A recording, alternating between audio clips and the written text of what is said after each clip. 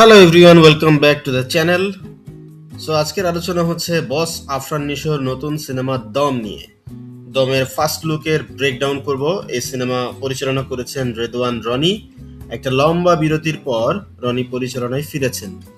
So টিজারে চলে আসি। 54 সেকেন্ডের টিজারে আমরা প্রথমেই দেখি গল্পের ব্যাকগ্রাউন্ড লেখা based on a true story. মেকারদের তরফ থেকে আমরা আগেই শুনেছি যে দম একটি সার্ভাইভাল স্টোরি। প্রথমেই আমরা দেখি একজন ব্যক্তি দিশেহারা পথিকের মতো ছুটোছুটি করছেন। ডানে যাচ্ছেন, বামে যাচ্ছেন, কিন্তু কোন দিকে যে যাবেন তিনি বুঝতে পারছেন না। শারীরিক অবয়ব দেখে কিন্তু বোঝা যায় এটাই আফরান নিশো। তো তার মানে বোঝা যাচ্ছে আফরান নিশো অচেনা একটি স্থানে আটকা পড়েছেন, হয়তোবা বিদেশে গিয়েছেন, চোরাই পথে দালালের খপ্পরে পড়ে যেতে হয়েছে, কিন্তু ধরা খেয়ে গেছেন। অচেনা জায়গা, সো ভিন দেশে খারাপ লোকেদের পাল্লায় পড়ে যান। তারা অসৎ উদ্দেশ্যে তাকে ধরে নিয়ে যাচ্ছে, শারীরিকভাবে নির্যাতন করছে, অত্যাচার করছে, নিগৃহীত করছে, এমনকি অসম্মান করছে প্যান্ট খুলে। সারা দেহে আঘাতের চিহ্ন, চোখের কোণা থেকে রক্ত মিশ্রিত অশ্রু ঝরে পড়ছে। পাশেই বন্দুক তাক করে ধরে আছে আরেকজন সন্ত্রাসী। এসব ভয়ঙ্কর লোকেদের ডেরায় মহা বিপদে আছেন নায়ক। অত্যাচারের মাত্রা সইতে না পেরে মুখ থুবড়ে পড়ে যাচ্ছেন। তাকে আটকানোর জন্য গাধার পিঠে বসানো হয়েছে, কিন্তু তারপরও তিনি তার পতন ঠেকাতে পারছেন না।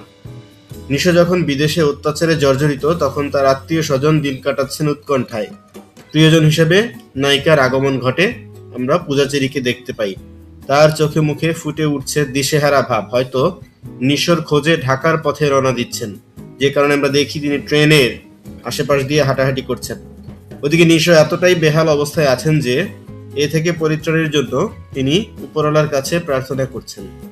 দোয়ায় কাজ হয়েছে। আমরা তখন চঞ্চল চৌধুরীকে দেখতে পাই।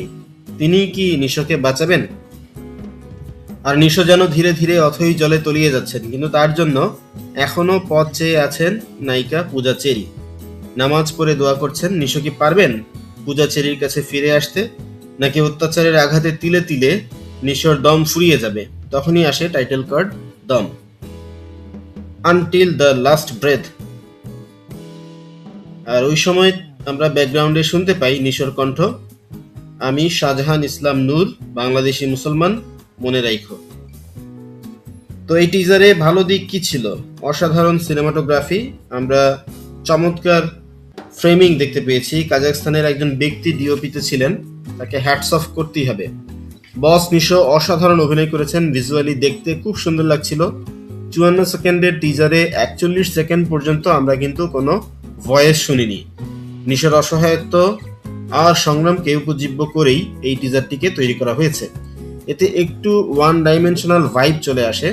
বুঝতে পারছি উন্নত মানের একটি প্রোডাকশন এখানে আমরা পেতে যাচ্ছি, কিন্তু এই কন্টেন্ট কি দর্শকের মাঝে হাঙ্গার তৈরি করতে পারবে বা পারলো?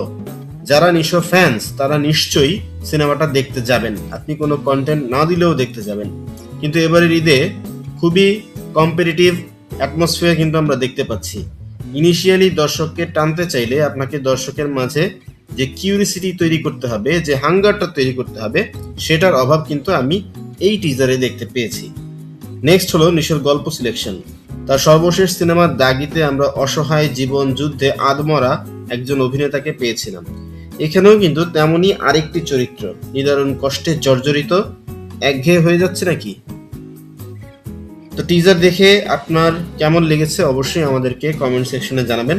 আমাদের ভিডিও যদি ভালো লেগে থাকে লাইক করবেন, শেয়ার করবেন আপনার বন্ধুদের সাথে।